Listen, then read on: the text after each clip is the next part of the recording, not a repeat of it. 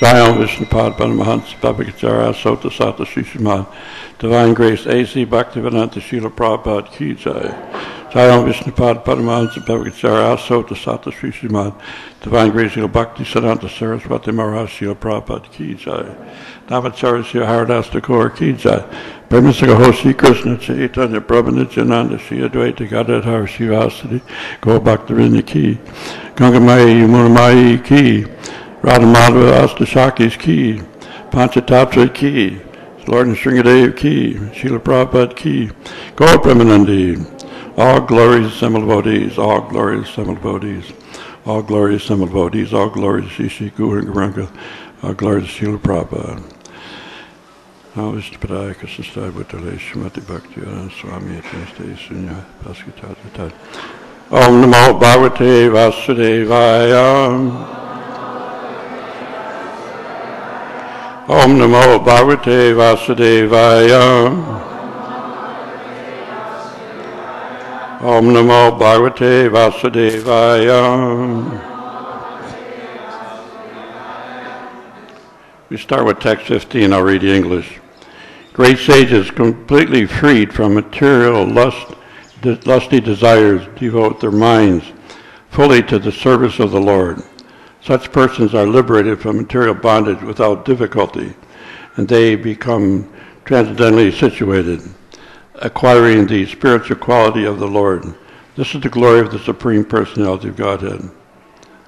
Text on the board is 17.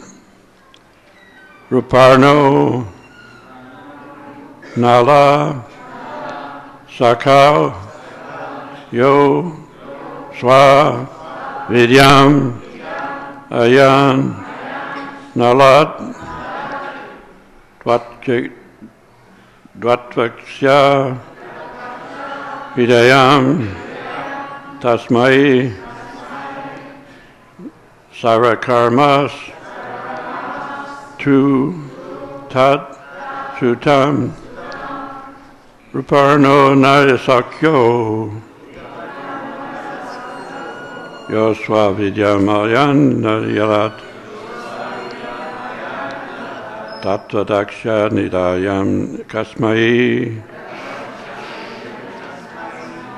Sarva Karmas Tutat Sutam.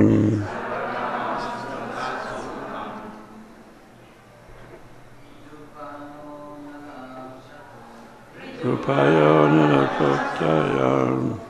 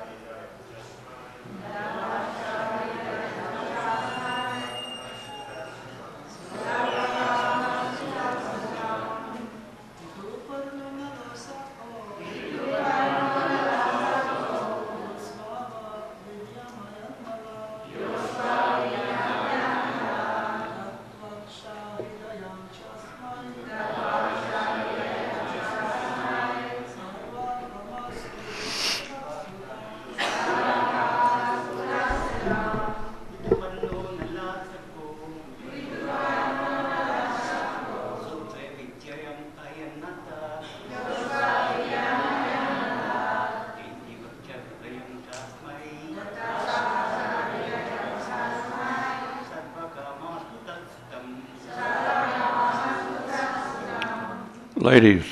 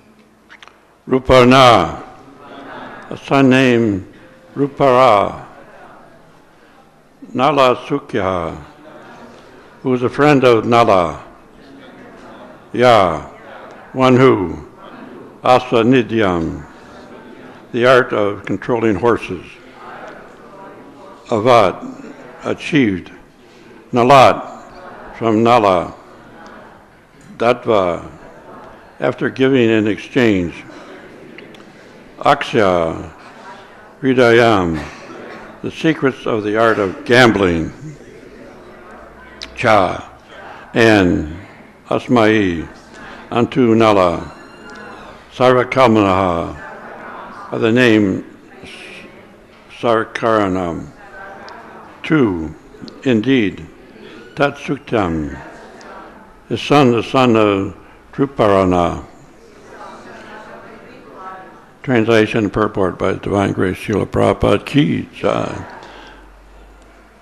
Bhagavata had a son named Shruta, whose son was Nabha. This son was different from the Nabha previously described. Nabha had a son named Sindhuvipa. From Sindhuvipa came Ayutthava, and from Uttaya came Rutparna, who became a friend of Narlaraja. Rutparna taught Narlaraja the art of gambling, and Narala gave Rutparna lessons in controlling and maintaining horses. The son of Rutapara was Sarakyanam. Purport. Oh, please repeat. Bhagavata had a son named Shruta, whose son was Nabha. This son was different from the Nabha previously described. Nabha had a son named Sindharipiva. From Sindharipa came Ayutthaya, and from Ayutthaya came Rutaparna, who became a friend of Narlaja. Rutapara taught Naraja the art of gambling. Narlaraj gave Rupara lessons in controlling and maintaining horses. The son of Rutparna was Sarvakyarama. Purport. Gambling is also an art. Kshatriyas are allowed to exhibit talent in this art of gambling. By the grace of Krishna, the Pandavas lost everything by gambling and was deprived of their kingdom, wife, family, and home because they were not expert in the gambling art. In other words, a devotee may not be expert in materialistic activities. It is therefore advised in the Shastra that materialistic activities are not at all suitable for the living entities, especially the devotees. A devotee should therefore be satisfied to eat whatever is sent as prasadam by the Supreme Lord. A devotee remains pure because he does not take the sinful activities such as gambling, intoxication, meat eating, and illicit sex. So there's a lot about gambling. First, in the 10th canto of Bhagavad Gita, Prabhupada describes how Krishna is the personification of gambling. The professions, of all professions, I am gambling. So the incident that took place in the gambling match with Yudhishthira and Sakuni, there's a little story that goes with it. Sakuni was in prison with all his relatives in a cave, and they were like fasting to death by the Duryodhana, I believe. And so all the relatives of Sakuni decided that he should live because he's the youngest. So they fed him and he kept living. But from the bones of the ancestors, they fashioned a dice.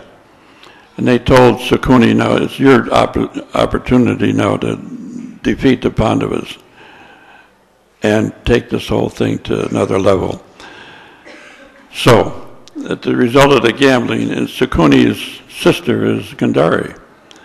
And so the event took place, and he kept losing. And even Balaram gambled, the art of gambling is a profession that some people learn really well and they make advantage of it. But generally speaking, gambling is degrading. You lose truthfulness and straightforwardness. You become addicted to this thing. And there's a place in Monte Carlo where Prabhupada mentions that gambling is king. And in gambling, people lose everything, not just their shirt, but their whole life experience, and commit suicide. And the bodies are just thrown out as garbage and left in the gutter. So is the art of gambling. And gambling, as Prabhupada describes here, is something that we should avoid, although Krishna and Radharani gambled. And I playing dice in the Kunja, Golaka Vrindavan. And they played tug of war with their clothes. There's so many funny things. But the whole thing about gambling is to take it to another level where we just stay away from it. Gambling, of course, is something that we do automatically anyway. We gamble that Krishna is God. We gamble that this Krishna consciousness movement will take us back home, back to Godhead. It's a gamble. Prabhupada talked like that. That says we gamble, we get intoxicated, we chant. By chanting, we become intoxicated. So there's two. And meat eating, we got pakora, cauliflower pakoras and cheese pakoras, and the taste of sand. The taste is the same as meat. So there's another one. By gambling, ultimately we make a choice. We gamble to be, tight in Krishna consciousness, and illicit sex is permitted in once a month in Grihastha life.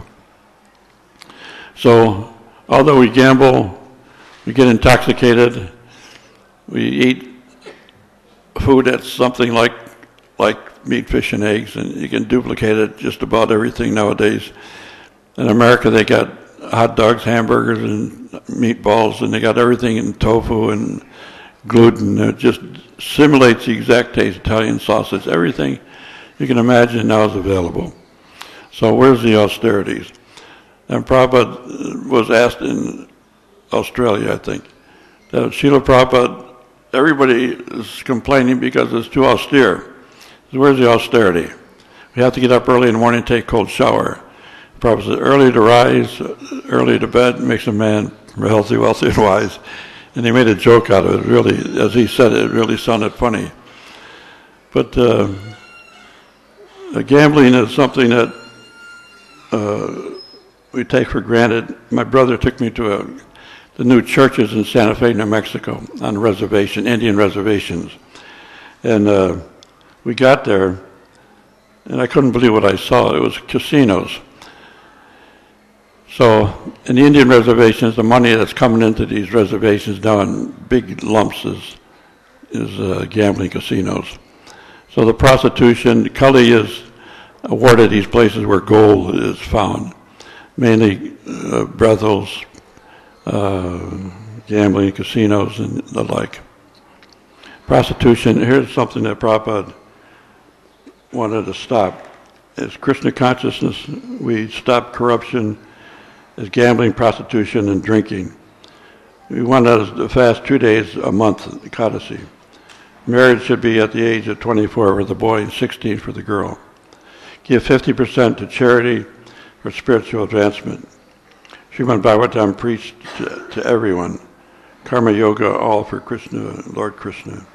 Chanting regularly, serve devotees and become God conscious.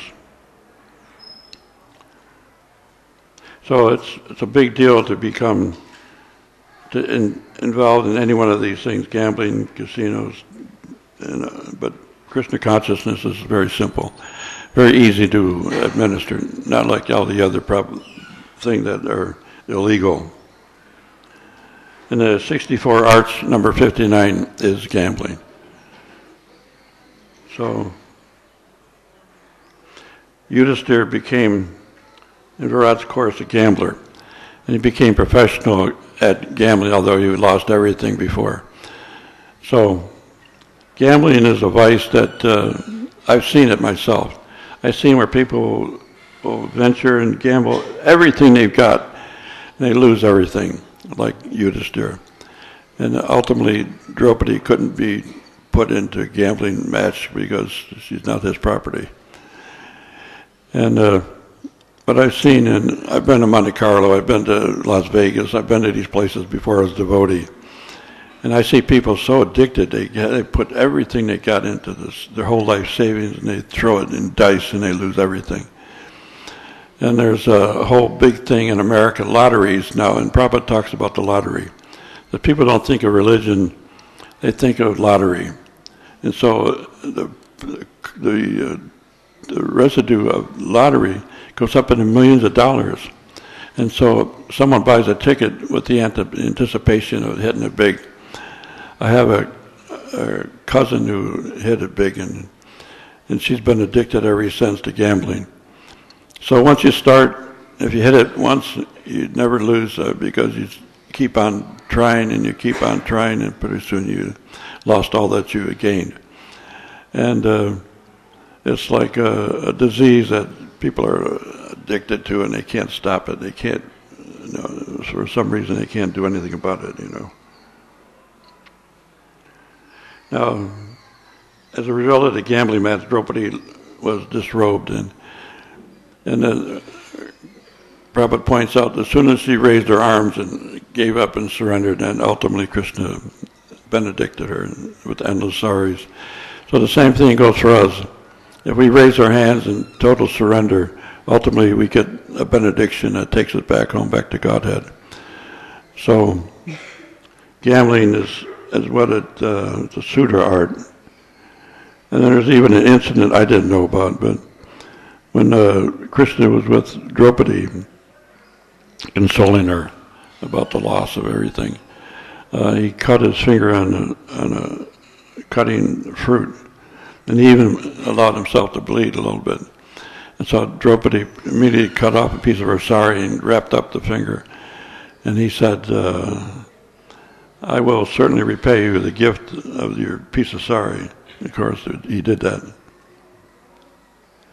And as far as prostitution goes, I've just learned that in Delhi and many big cities in India, they have spas, S-P-A. A spa is a place where you get massages, but they're prostitution houses, and it's all over Delhi now. You see these spas everywhere now, just it's like an epidemic.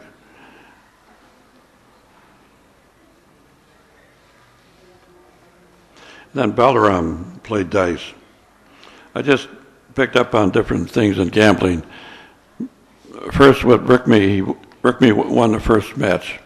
Then second match, Balaram won. The third match, they bet 100 million gold coins. And Rukmi decided to play against Balaram, and he decided he was cheating and he wasn't winning right. And he did it perfectly. Then he clubbed him over the head, and that was the end of Rukmi. So there's a story.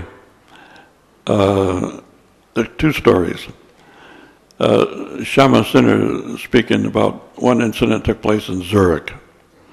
So in Zurich, it was a time when it was in winter and there was nothing out there but snow and ice. So Prabhupada said, well, he was confined to the corridor in his room, and he couldn't go out because it was so cold and there was nothing to do. He said, well, what do we do? Let's make some money. So he told Shama Sinner to go down to the bank and deposit and make some money on a deposit, and ask him if there's any means by which there's a way to make big money. And so now this is unusual for Prabhupada. So Prabhupada called Kurandar in L.A. and said, bring a bunch of money. We need, I think it was like $40,000. So bring that money to Zurich, and we're going to start a temple here. And so Kurandar ended up in Zurich with the money, and he gave it to Shama Sundar. Now you go down and put this where we know it's going to make money. Now Prabhupada did this because the Zurich manager of the bank told Shama Sundar that very soon Japan was going to buy a lot of gold. And so the gold is going to spike, it's going to skyrocket.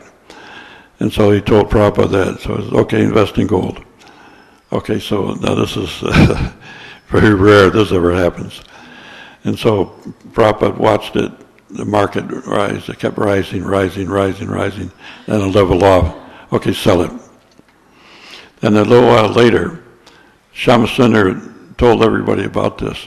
And so some of the godbrothers, and he took BBT money, invested in, when Nixon took the dollar off the gold standard, the skyrocketed thing happened again. So Shamasunder put that money into gold. And Prabhupada found out about it, he was furious. He said, you can't do that, that's gambling. No, he just got through gambling. And Karandar told Prabhupada, he said, Prabhupada, you can't do this, you can't invest in the stock market, it's gambling. He said, well, Shamasunder can do it, he's expert. And so at one point he said, okay. The next point he took Shamasunder to the bank and you trade that money back into dollars. We're not gamblers. And so Prabhupada had two ways of looking at things. And we do gamble about our lives. We gamble that we're Krishna conscious, and we try the best to be devotees at least. So as a result of the 12 years of exile, 1 year was incognito in Virat's kingdom. And so Yudhisthira was the court gambler. And they all took on different positions, of course. And eunuch, Arjuna, eunuch, was cursed by a heavenly damsel that you'll be a eunuch for a year. And he took that position. And Uttara's was the daughter.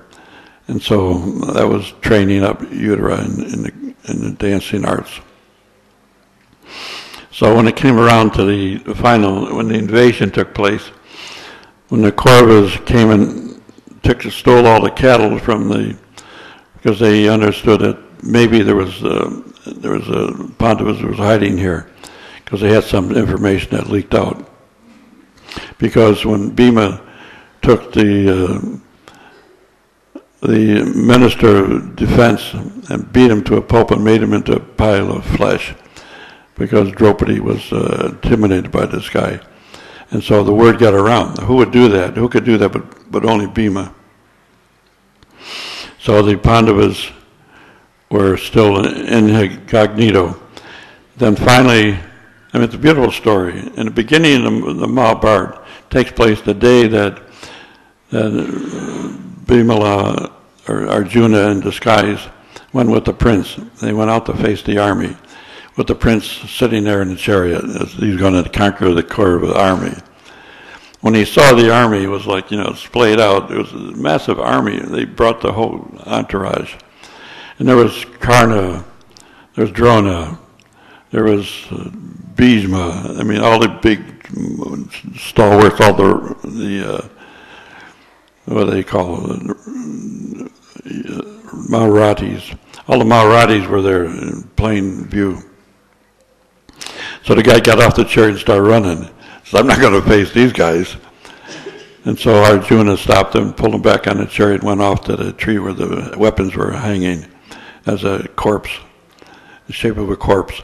So he cut it down, and when he opened up, there were all these splendid, all these swords and arrows and the Gandiva. And there was like, Arjuna had two quivers, two quivers that never emptied. And so they were there. And so when he looked, he says, he looked at the weapons, and the prince looked at Arjuna, and Arjuna took on his old form as Arjuna. So that was the beginning of the end for the Kauravas army, because he fired the beginning salute to Drona and Bhishma, and those arrows landed at their feet, and they knew it was Arjuna immediately. And so Arjuna started a flurry of arrows that put the whole Kaurava army into slumber. And so they wanted the prince to take the scarf or the cloth from each one of these great warriors. And so Arjuna did that. When they got back, then the word got around that the king's son defeated the whole Kaurava army. And Yudhisthira just looked at the king and says, "No, it was Arjuna. They didn't know yet that they were the Pandavas." And so the king got upset, threw the dice, and hit Yudhisthira in the head and drew blood. So Arjuna made a vow: if anybody ever drew blood from Yudhisthira, he would kill him immediately. So he cupped his hands, he caught the blood, and made sure that Arjuna didn't come in at that time. And so ultimately, he cleaned up, and next morning they were sitting on the thrones in white, dressed in armor, and they looked at the armor, and ultimately they had a choice when they walked in the beginning. It was either the armor or books and japamala and so many things that devotees would use.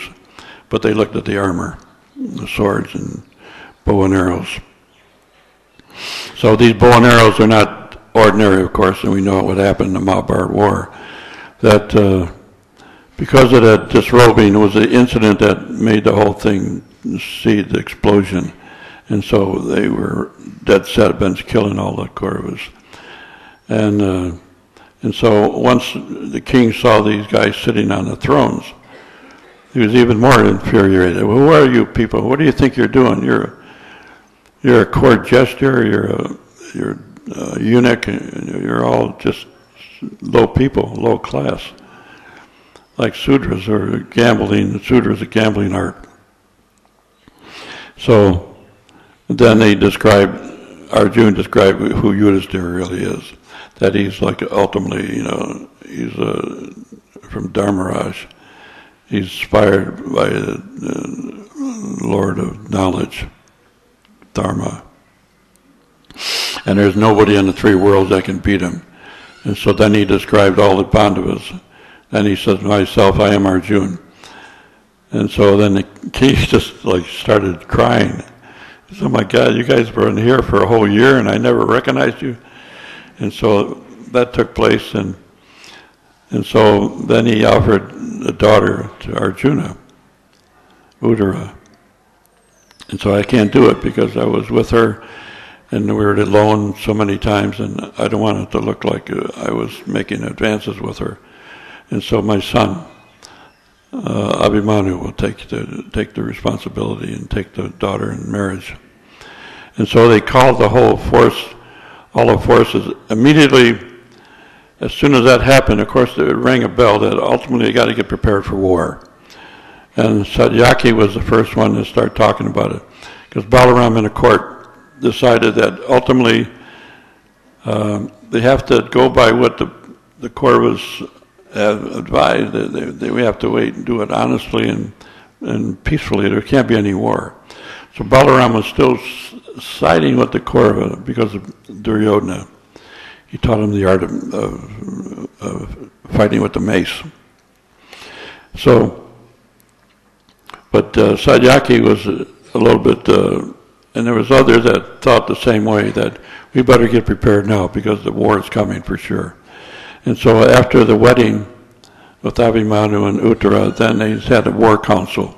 And in that council they decided that we should send out somebody should go to Hastinapur and try to talk peace with the Kaurava army. They knew, of course, it wouldn't be possible. Nobody wants to, on that side, nobody wants to give the Pandavas even enough land to put a pin in. And so ultimately Krishna did go, and we know the story, how he expanded himself, and they tried to kill Krishna, and he's just not going to try to expand. I mean, as his expansion took place, they stopped everybody in their tracks.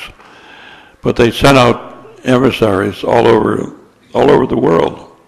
And so all these different kings, they became, because whoever gets there first is the one that gets, because the Kshatriya is obligated by honor. Whoever asks them, they have to be ultimately honored by saying yes to a battle. The Kshatriya is ordered a battle, he has to go, he has to fight, same as with gambling. So these are some things that a Kshatriya can do, and hunting in the forest.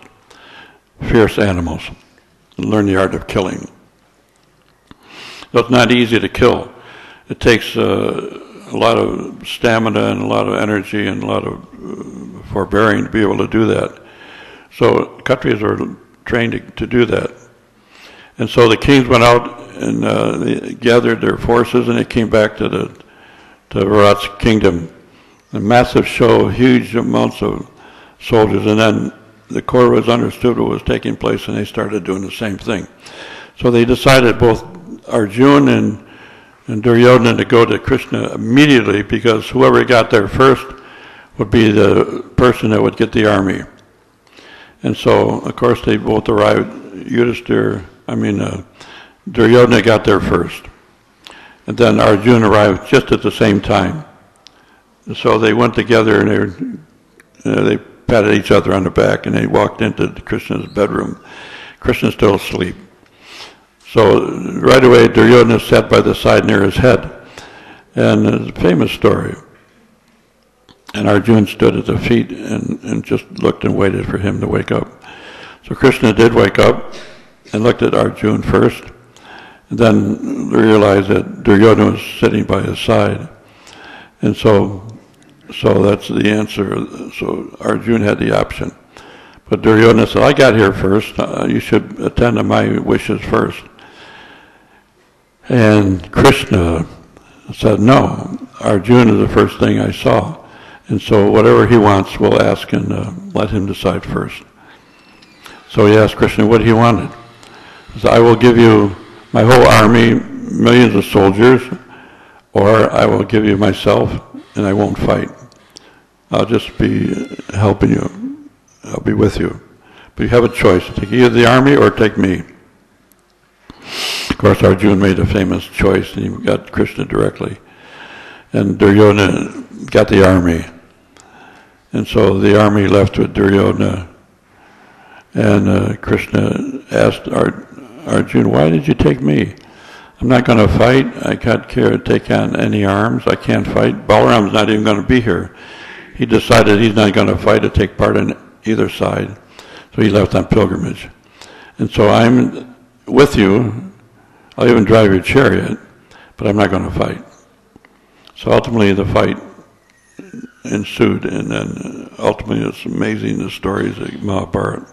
But the whole thing began that first day when Arjuna took those warning arrows and shot in front of the feet of Duryodhana, in front of Drona, Bhishma, and they knew exactly what was happening, because Krishna is unlimited, and immediately the whole idea of trying to defeat the Pandavas was stopped in its tracks.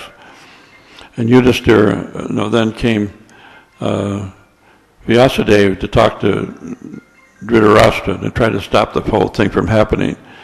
But he predicted that ultimately you're going to lose everything in this. They lost in a gambling match that was rigged by the bones of Sakuni's ancestors. They were rigged because they would always come in his favor. So now it's going to turn around. You're going to lose everything that was assigned to them will be reinstated, and you're going to lose everything no matter what you do. So all your sons are going to die. You can stop this war. The first thing you should do is kill your son Duryodhana. And so Dhritarashtra couldn't anticipate anything like that. So ultimately, he couldn't back down. He couldn't give Duryodhana a no. So ultimately, the fight took place. And even along the way, when Gandhari got punched her belly because Kunti had the first son. Her son was Yudhishthira. And she punched her belly, and 100 pieces of flesh, a big mound of flesh came out of her. She gave birth to a bunch of flesh. No babies, only a big pile of flesh. And so it was conceived that these pile of flesh would turn into children. 100 babies were born in the pile and kept in vats with, I think, oil. And so out of these vats came all these children. She had 100 children, which is what she wanted. So Gandhari had the initiative to blind herself by covering her eyes with cloth, so she couldn't see when she knew she was going to marry a blind guy. So Dhritarashtra, blind from birth, had the opportunity to see Krishna for a moment when he expanded himself in the court, when he was asked as an emissary to be asking the Pandavas in the court was a means of peaceful surrender and understanding. It was meant to give the Pandavas half the kingdom. That's what was aspiring. They wanted half, not just a village. But a village would have been enough. But the village idea was thrown out by Duryodhana. And so Vasudeva gave the warning that ultimately if you don't stop it, you're going to lose everything, and you'll be living here in shame. In your old age, you'll be like a eunuch yourself and just be living at the whims of the Pandavas. So that begins the whole story of the Mahabharata. And then the whole fighting series that took place was observed and witnessed by a crow and by a head that was stuck on a pike, and the information got to Dhritarashtra by a servant, and he was on the battlefield and fought, apparently, according to Mahabharata. And then he would go back to the court and tell Dhritarashtra what had taken place.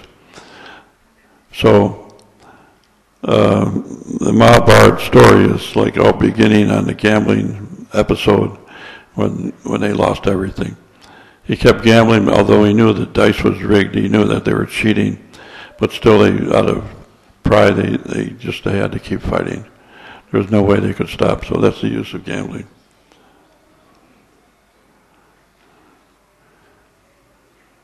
So I'll wrap it up with a couple of points here.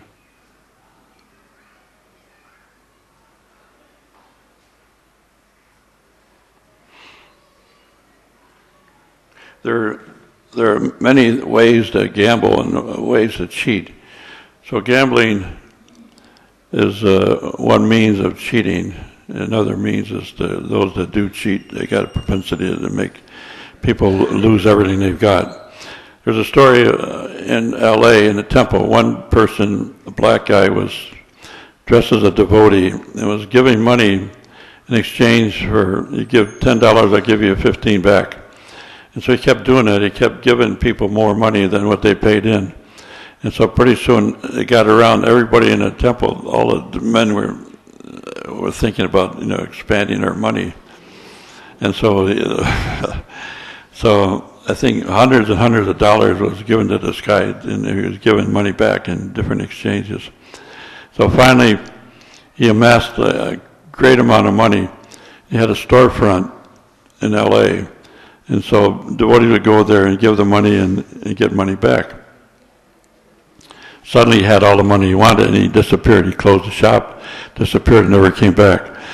And so there's so many ways that devotees got cheated in gambling. There's a thing called what's it called? A person who sees what you want and wants to help you in certain ways. He can bring you a good win. He can bring you everything you need to make your success in your desires.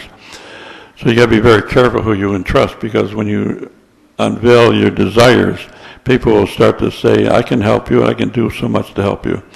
In fact, it happened to me. So this person who ripped me off for quite a bit of money, he said, we can do so many things, we can invest. I got all this money in my back pocket, and he had crores. And so we ended up going to Dwarka, and it was an episode that it was like a dream sequence. So here we were talking to the guy that's in control of all the harbor, all the ships going in and out around India. Dwarka is still a harbor. And so the idea was to build a new harbor, bigger, so bigger ships can come in. Because India is not on the exact line for all the big ships. The sea route goes right by India. So the idea was to build a bigger harbor and dredge out and make Dwarka a big city. And there was enough land, like 700 acres. 750 acres was going to be assigned for the project to build a new city in Dwarka. And so the whole thing was just meant to happen. It was just one signature away, and Krishna stopped it. And so the whole thing just fell apart. So you can go right up to the front of your nose, and then ultimately that carrot just disappears. So the moral of the story is be very careful about how you invest your money and your interest. And those who want money, they have to go back to America or Australia or anywhere, Europe, to make money, get a job, and make some money to stay in India. So one devotee, I said, listen, don't leave Vrindavan. I was 40 years in Vrindavan. And this devotee had to go back. He said, I got to go to England and make some money. And so he left, and I never heard from him again. And ultimately, he was supposed to be a sannyas, but that got taken away. And he got caught with drugs and was in jail and hung himself. So it's not easy to, I mean, if you have to, it's not even required that Krishna will provide everything if we keep our hands open and our head clear. And so Krishna is a provider, so what can a devotee need if he's not satisfied by what he's got? So that's the whole idea. Satisfaction, like it says here in this purport. Satisfied in what we are given in prasadam, satisfied in what we earn and what we have in our account, and not to ascribe to double it or triple it. And so there are many stories that go on like this about how people cheat. In Naples, in Italy, I was in the Navy, and we stayed in Naples. One of my friends bought a little radio and put it in a box. We showed the radio, and it worked, and put it in a box. So he got the box back to the ship, and there was a brick inside. So there's a school of cheaters in Naples, and they still do that. So be very careful. Ultimately, cheating goes on everywhere you look. And if Krishna is the greatest of cheaters, then how can anybody win? When Krishna pulls the plug, ultimately you lose everything. I've had friends that do that. They gamble everything they got, and ultimately at the last card they lose everything. And then what happens after that? A lot of people, Prabhupada says it's suicide. It happens in Monte Carlo, it happens in Las Vegas, and all these places where they lose everything. The manager of Elvis Presley, this is a little far-fetched, but he gambled everything, and whatever money Elvis was making, the manager gambled it all away, and so he was bankrupt. And he kept saying, as long as Elvis is on stage, we're making money, and I'll double it, triple it.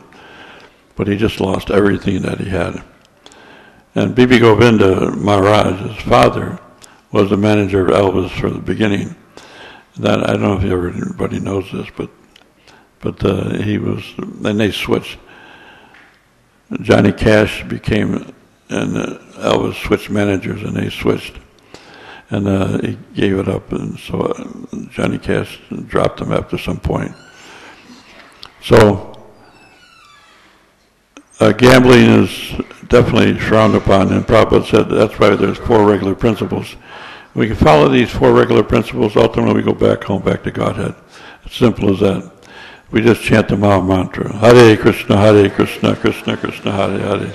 Hare Ram, Ram Ram, Hare. Srila Prabhupada ki jai. Go Premanandi. Any questions? Any gamblers here? Yeah. The microphone is there.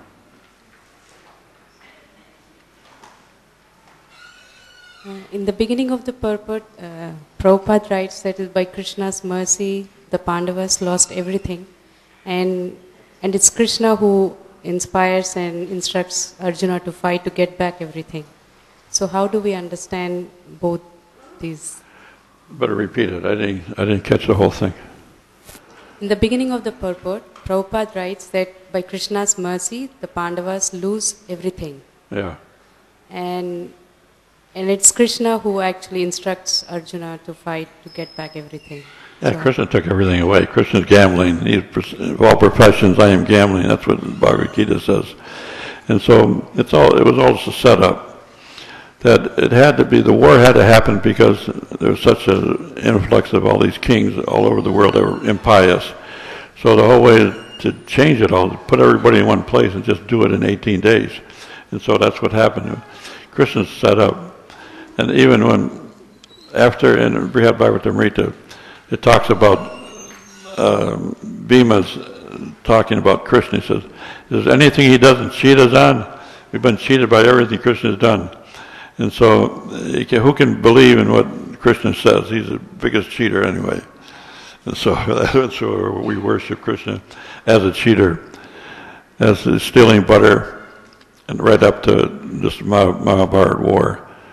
And so, ultimately, it's difficult to understand the whole thing clearly because Krishna will intervene in our own lives and cheat us also. Because ultimately, the Prabhupada said that if I told you in the beginning what Krishna consciousness really is, you wouldn't be here, because the austerity is built in to some degree.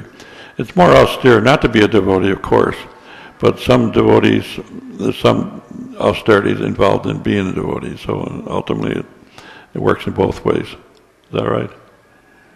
Anybody else? Any gamblers here? Maharaj, are you a gambler? No. Anybody gamble? Anybody here who never gambled? Raise your hand. He raised his hand. I think everybody gambles in some way or other. In any case, Srila Prabhupada ki jai. Go Brahmanandi. Hari Hari Bol.